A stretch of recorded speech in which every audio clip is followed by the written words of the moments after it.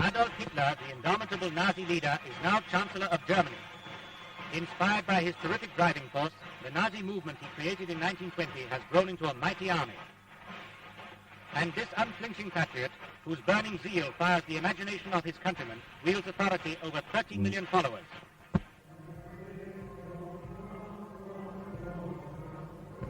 Conspicuous among former ministers who will now serve under him is Herr von Papen.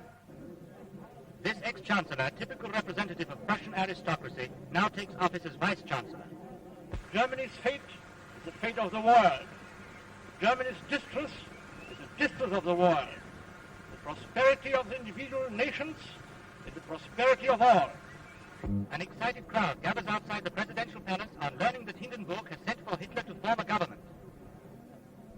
The grizzled old president faces the crisis with firm courage. In erster Linie dem Gedächtnis derer, die für die Befreiung der Heimat gefallen sind. Rumor spreads that Hitler accepts the president's invitation.